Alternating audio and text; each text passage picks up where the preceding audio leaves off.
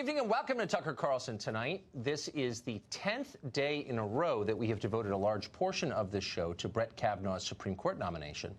We've done that because this story matters, and not simply because the Supreme Court itself matters. The way Kavanaugh has been treated by Democrats in the Senate, as well as by the media and the left-wing interest groups who obediently do their bidding in concert, gets to the most basic questions about what kind of country we want to live in. Does every American deserve due process? Are the accused presumed innocent rather than guilty? Does fairness still matter in this country?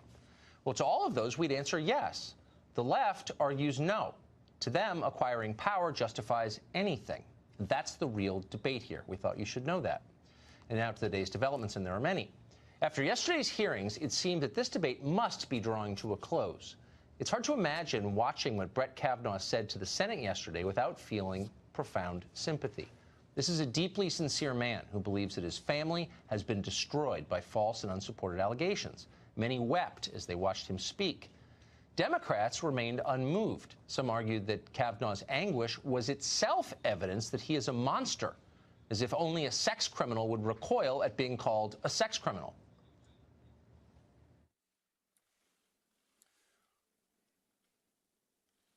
He did so as both a calendar and a diary. He's a very organized guy, to put it mildly. Well, that was the wrong soundbite, but you get the point. Barbara Boxer explained today that his anger on stage made her think he was capable of violence. Would you be angry if they said that about you? But no matter what they say, Democrats don't mean any of this personally. They don't hate Kavanaugh or his family. They don't seek to destroy either one. They're just irrelevant. Democrats just want to be in control. So yesterday, they immediately began stalling for time, and they did that by demanding a 7th FBI investigation into Brett Kavanaugh's life. The point was to run out the clock on his nomination. They continued that tactic today at 2 different hearings, and especially in the afternoon when the Senate Judiciary Committee reconvened. Watch this. I cannot sit here.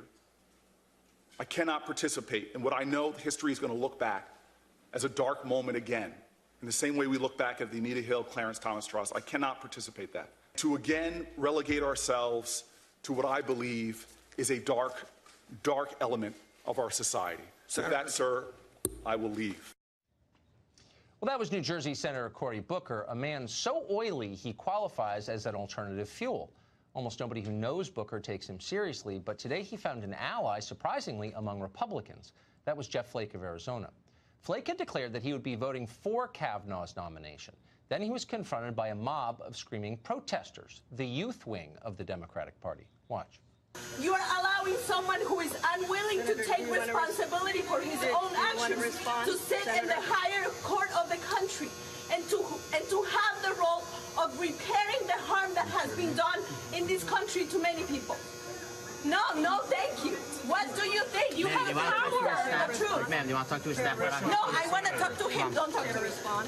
What do you think? I understand, but tell me, I'm standing right here in front of you.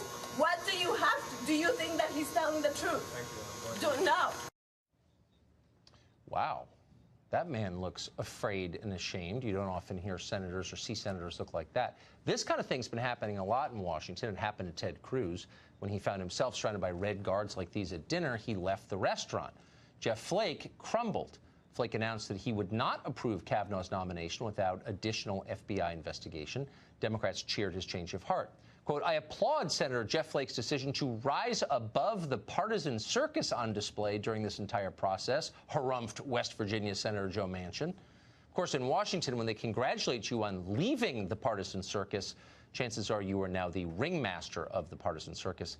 And of course, Jeff Flake is exactly that. So what does this mean going forward? Well, factually, it doesn't mean a lot. The FBI does not want this case. There is nothing to investigate here, and they have said that pretty definitively already. Weeks ago, Dianne Feinstein sent them Christine Ford's original letter, and that was their response. This is not a federal criminal investigation. It cannot be. No federal crime has been alleged. Only police in Maryland can conduct an investigation into this, and they're not because, strangely, Christine Ford has never filed charges against Brett Kavanaugh in the jurisdiction where she says this took place. Instead, the FBI will conduct what is called a supplemental investigation. Agents will interview only those directly connected to Christine Ford's original allegation. In this case, that would amount to Christine Ford and Brett Kavanaugh, of course, along with the 3 people Ford says were present when she was attacked in 1982. That would be Mark Judge, P.J. Smith, and Leland Kaiser. The problem is that all 5 of these people have already given sworn testimony. You're aware of what they've said. 4 of them have categorically denied under oath Ford's version of the story. If they deviate from their previous testimony, they could face criminal penalties. So what could we possibly learn from having the FBI interview them? Keep in mind that the FBI makes no judgments in these investigations. It does not assess credibility. It does not render any kind of conclusion. It just does interviews, and then it summarizes them for lawmakers. The FBI, no matter what they're telling you, is not a tiebreaker in this or any other investigation. It's an investigative agency that will provide the Senate with information that senators already have. So Brett Kavanaugh is going to get interviewed again. You'd probably have to get a prostate exam to be more thoroughly vetted than Kavanaugh has been in the last 20 years, and they may try that too. If you were looking for truth, this would be an utterly pointless exercise. You wouldn't consider it. But the truth is not what anyone is looking for here, as you may have figured out. Democrats are hoping that more baseless allegations will emerge during the delay during which the FBI is investigating things that have long been investigated. Perhaps another reptilian porn lawyer will come forward with another discredited client who describes fantasies of, I don't know, gang rape or human sacrifice or child trafficking. Maybe it'll be ritual satanic abuse this time. They haven't tried that one in a while. Who knows what it'll be? But when those charges emerge, Democrats will demand new public hearings on every single one of them. Democracy hangs in the balance, they will tell us, meaning their access to power hangs in the balance.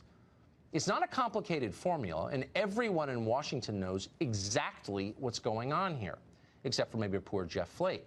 People who know Flake say he may actually believe Democrats are acting in good faith, or maybe he's auditioning for a new employer. He's leaving the Senate early next year.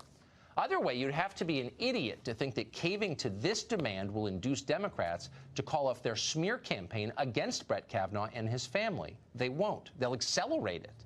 Why wouldn't they? It's working. But there's a cost, especially for Republicans. At this point, Kavanaugh isn't just a Supreme Court nominee. He is a folk hero to many people, an inspiration to millions. People who've spent the last 2 years being browbeaten and bullied by their moral inferiors were buoyed by what he said yesterday. These are people who've been told they are worthless and bigoted. They've been unfairly maligned because they are in the way of other people gaining power. They've been commanded to shut up and obey. Kavanaugh stood up for those people yesterday. He raised a middle finger to their tormentors, and they love him for it. Kavanaugh is far more popular with Republican voters tonight than any single Republican senator. And he's incalculably more popular than the Senate as a whole.